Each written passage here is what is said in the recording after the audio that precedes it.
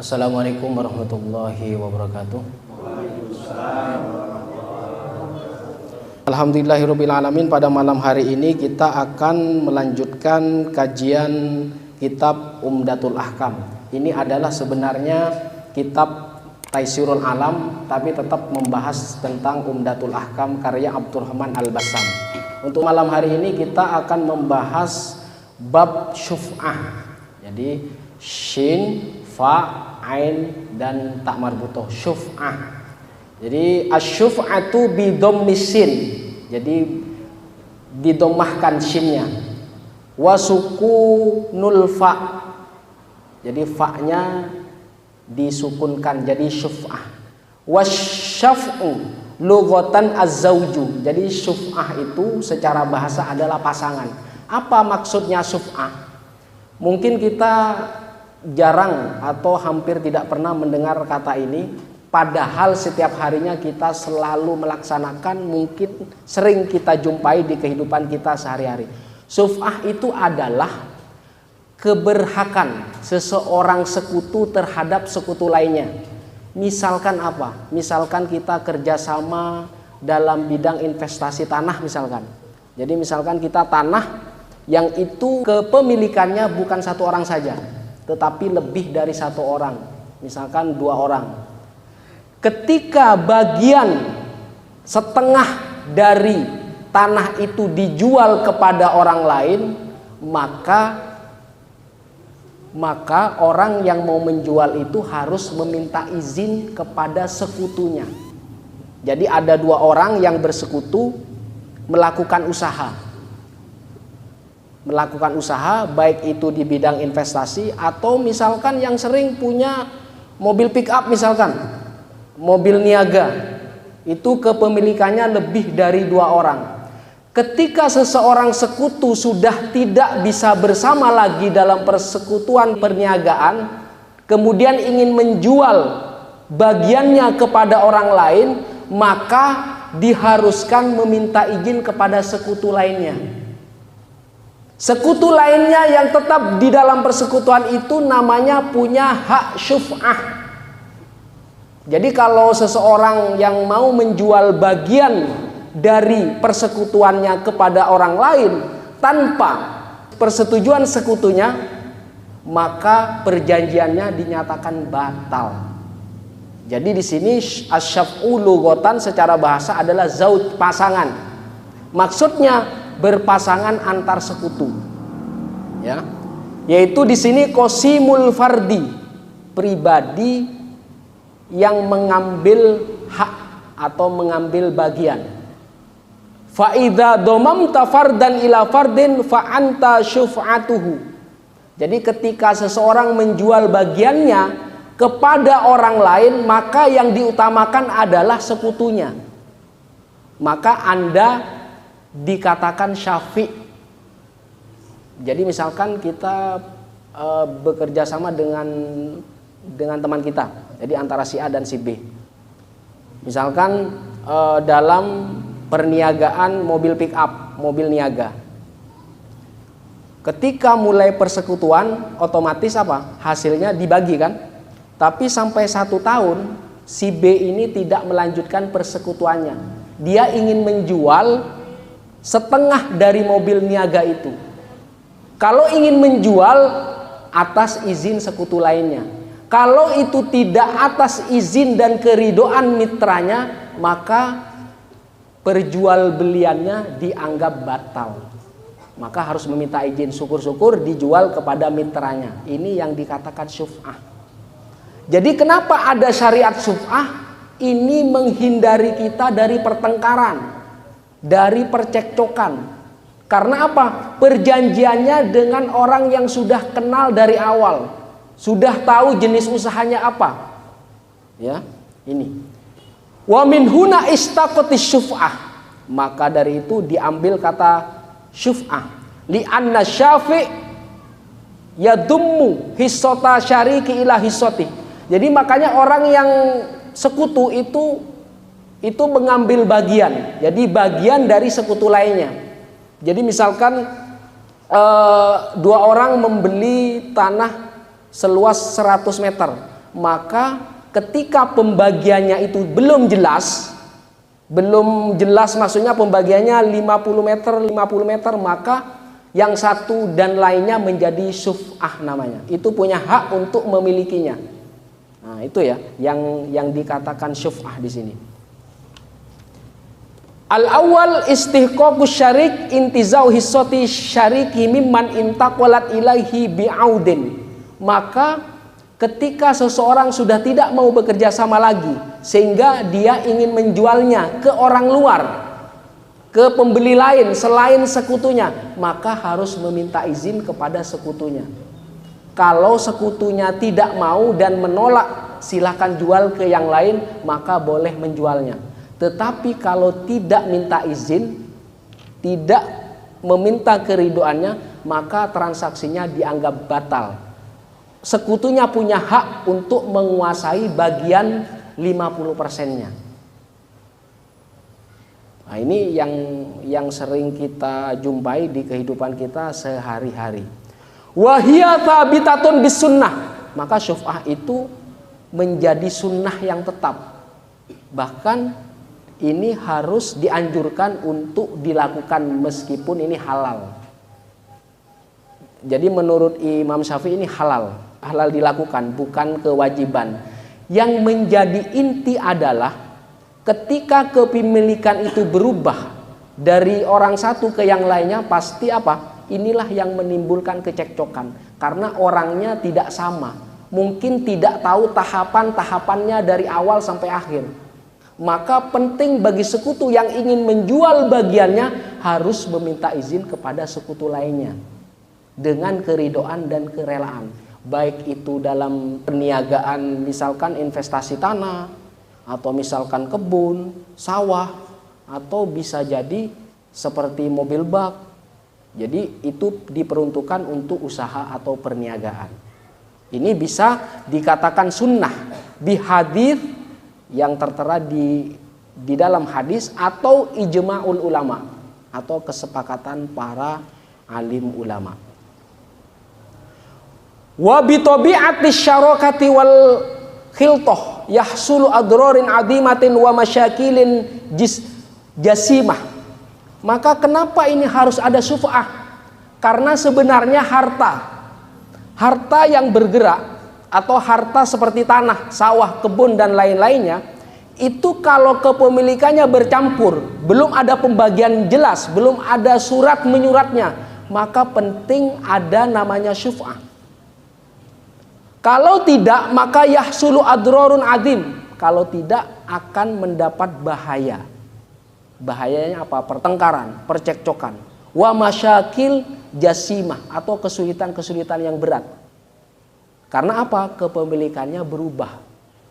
Jadi kalau kita berniaga atau kita bersekutu dengan teman kita untuk keperluan usaha, perlunya ketika kita sudah tidak mau menjalankan usaha itu, seharusnya dianjurkan bagian kita itu kita jual kepada sekutu kita. Kalau dia tidak mau, boleh ditawarkan kepada pembeli lainnya. Nah, ini penting. Jadi harus diberitahu. Itu untuk menghindari apa? Untuk menghindari pertengkaran dari sekutu lama ke pembeli yang baru. Itu maksudnya. Jadi syariat syuf'ah itu sangat dianjurkan. Ini namanya bagian dari ibadah muamalah, ibadah sosial, agar kehidupan kita di masyarakat menjadi damai, tentram dan bahagia. Wa bihadza ta'lamu annaha ja'at 'alal asli wifqul qiyas wal hikmah. Jadi ada kiasnya. Jadi kalau misalkan secara aslinya di sini adalah tanah, kebun, atau misalkan tembok umum atau jalan umum, tembok yang memisahkan antara rumah kita dengan rumah tetangga kita, itu biasanya di perumahan kan temboknya satu. Jadi kalau mau kita menjual rumah itu, tawarkan dulu ke tetangga kita. Jangan langsung dijual kepada orang luar.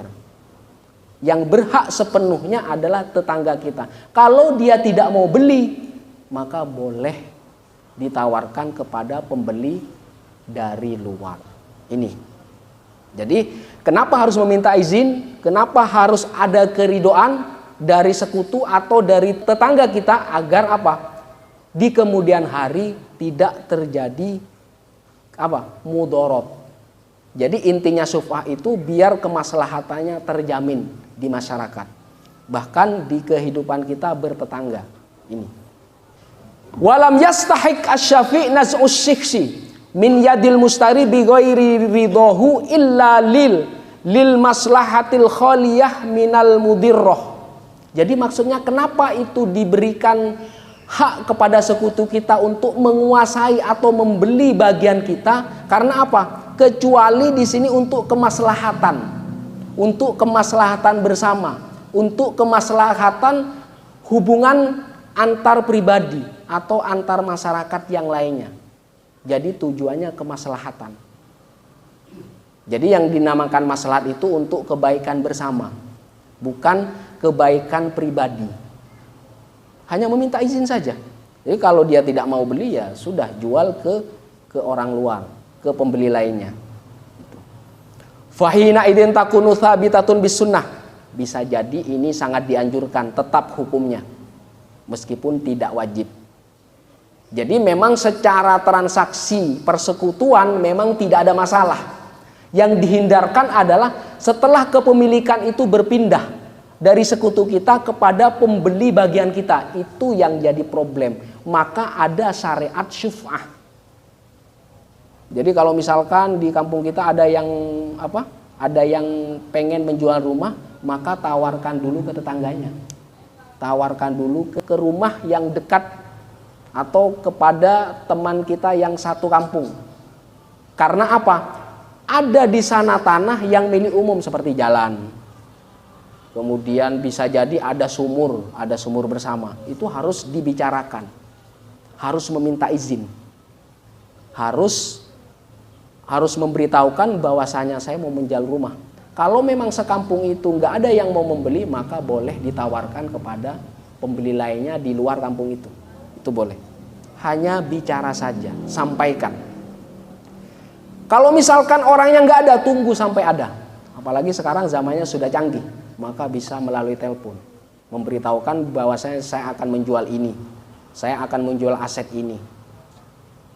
Mungkin ada jalan atau sumur atau lainnya yang itu bukan kepemilikannya pribadi saja.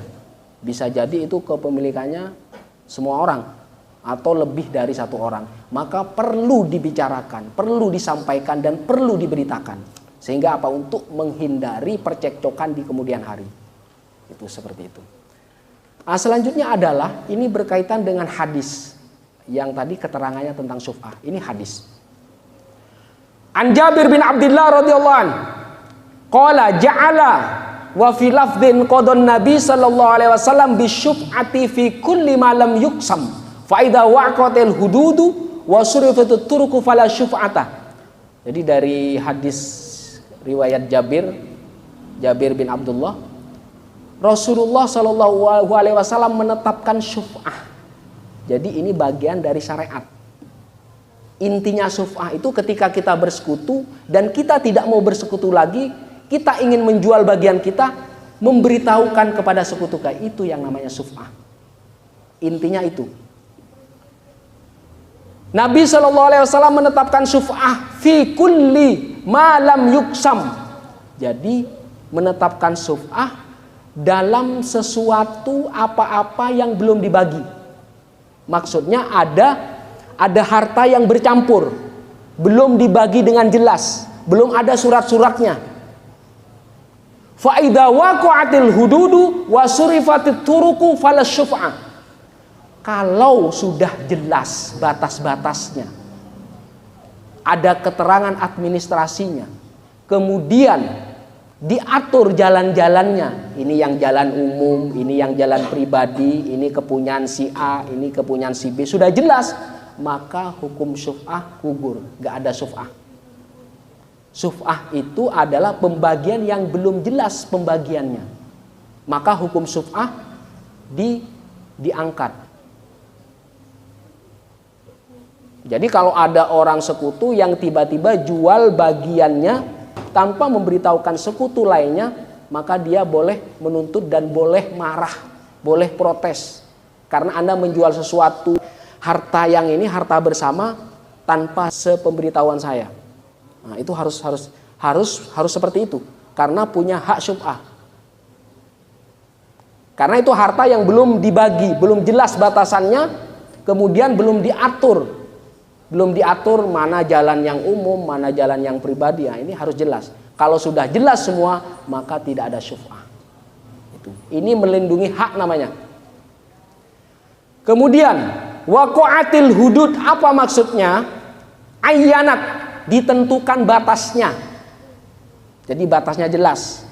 Jadi maksudnya syubhah itu harta benda yang bercampur. Tapi kalau sudah jelas batasannya, itu tidak ada yang namanya syubhah. Jadi hudud itu jamak dari haddun, batas. Jadi kalau hudud batas-batas. Wa huwa unama tumayyazu bihil amlak ba'dal qismah. Jadi maksudnya di sini batasan maksudnya sudah dibagi setelah ada pembagian. Jadi kalau sudah jelas misalkan punya 100 meter, kemudian yang 50% punya si A, suratnya sudah ada, kemudian yang 50% yang satunya sudah dia kepunyaan si B, sudah jelas secara surat menyurat, itu tidak ada syubhah. Karena apa? Karena nggak ada potensi pertengkaran, karena sudah jelas secara administrasi. Itu seperti itu. Al-ma'na al-ijmali, apa yang menjadi makna secara umum? Hadis syariatul hakimah ja'at lihqaqil haqqi wal adli wa daf'i syarri wad dharri. Maksudnya ini apa? Syariat ini harus dilakukan atau sangat dianjurkan karena ini adalah syariat yang paling bijaksana. Maksudnya apa? Ja'at lihqaqil haq. Jadi ini memberikan hak kepada yang berhak. Wal adl, dan keadilan. Wa daf'i syarri wad dhar. Ini adalah menolak keburukan dan bahaya. Bahaya pertengkaran, bahaya permusuhan. Bahkan mungkin sampai bisa saling membunuh. Nah, ini yang akan ditolak. Bukan masalah transaksinya, bukan masalah harta bersamanya, tetapi setelah itu karena perubahan kepemilikannya. Karena kalau kita tidak meminta izin kepada sekutu kita, kepada mitra kerjasama kita, nah, itu yang namanya syubhah.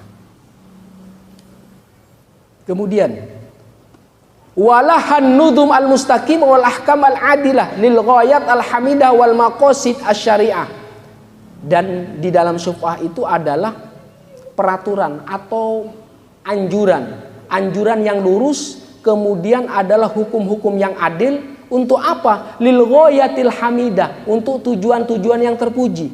Wal maqasid asy-syarifah, dengan maksud-maksud yang mulia. Fatasarrufu tuha hasbil maslahah wa wifqul hikmah was sadat. Jadi maksudnya adalah apa yang terjadi, perbuatan syubhah ini sebenarnya hanya untuk kemaslahatan saja.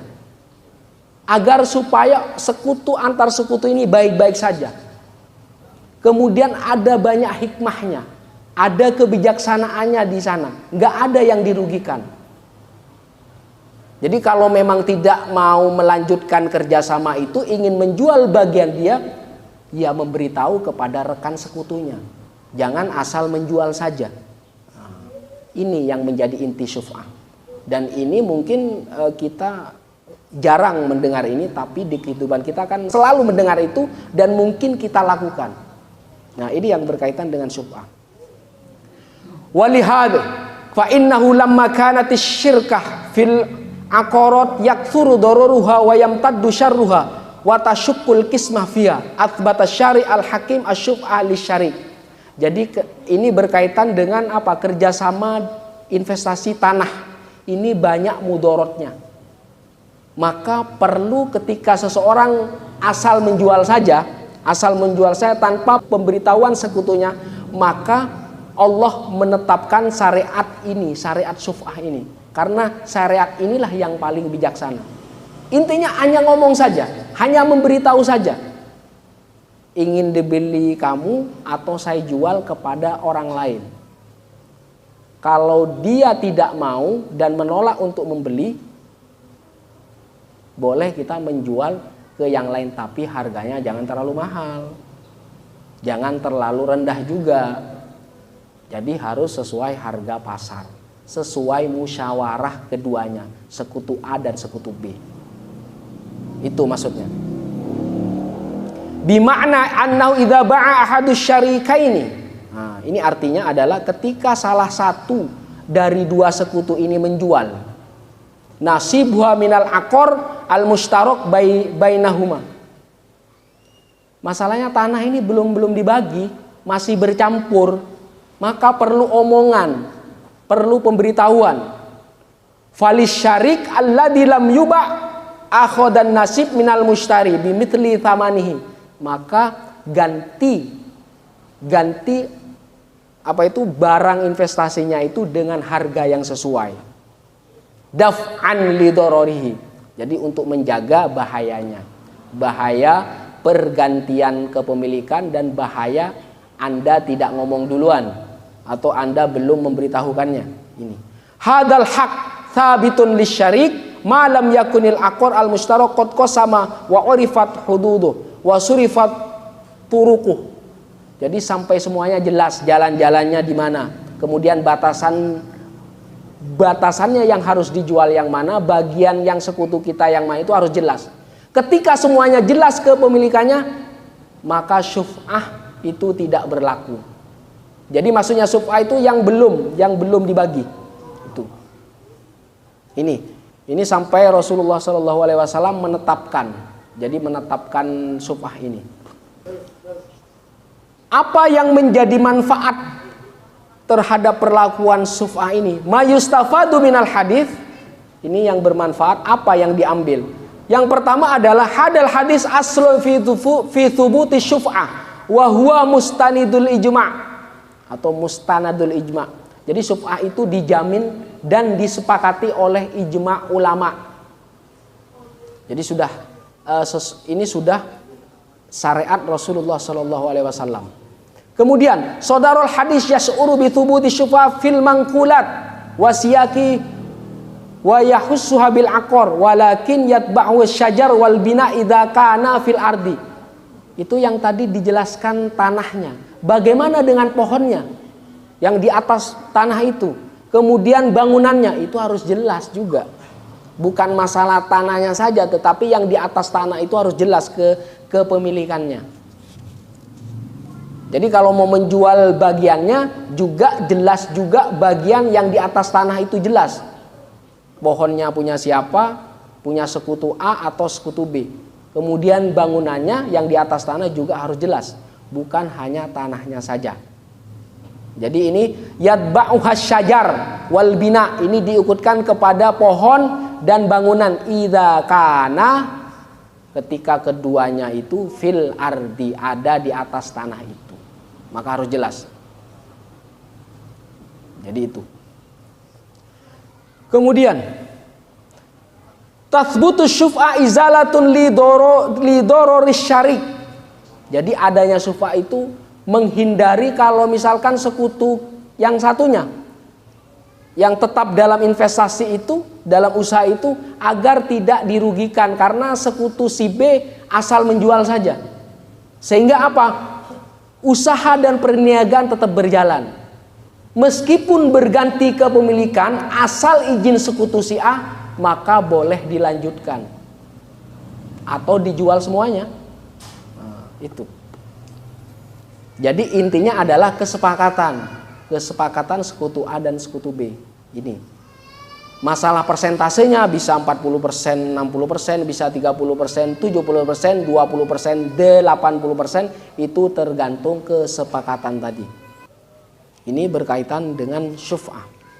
Kemudian bagaimana ketika misalkan yang tadi berkaitan dengan perniagaan, bagaimana tentang jalan misalkan atau tembok? Biasanya di perumahan itu dua rumah, tembok pembatasnya berapa? 1. Kalau misalkan rumah satunya dijual, maka memberitahu kepada tetangganya yang satu tembok. Takutnya temboknya diklaim punya dia. Kalau tetangganya tidak mau membeli, maka boleh dijual kepada orang lain. Asalkan tembok pembatas itu tetap milik bersama. Tidak boleh diklaim satu rumah saja. Itu. Ini berkaitan dengan syuf'ah yang kaitan dengan tetangga. Karena Rasulullah SAW bersabda, al-jaru ahaqqu bisukbihi.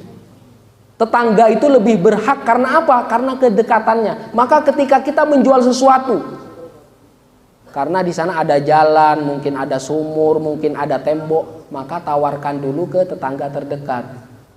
Kamu mau beli halaman ini tidak? Kamu mau beli rumah ini tidak?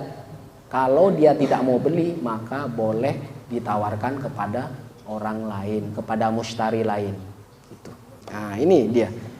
Al-jaru ahaqqu bi syuf'ati jarihi. Nah, bahkan tetangga pun kalau temboknya satu, dia ketika tetangganya mau menjual rumahnya tanpa memberitahukan, maka tetangga yang satunya boleh membatalkan transaksi itu. Karena dia tidak memberitahukan. Jadi al-jaru ahaqqu bi syuf'ati jarihi, maka tetangga itu lebih berhak atas syuf'ah tetangganya, dia lebih berhak. Nah, intinya apa? Intinya musyawarah. Semuanya bisa dibicarakan baik-baik. Jadi jangan selalu sepihak, harus semua pihak dilibatkan. Jadi kalau semuanya tahu, maka kemaslahatan dan kebahagiaan terjamin bersama-sama. Jadi kalau misalkan ada apa-apa, itu semuanya menanggung karena sudah keputusan bersama. Saya kira sampai di sini dulu. Wassalamualaikum warahmatullahi wabarakatuh.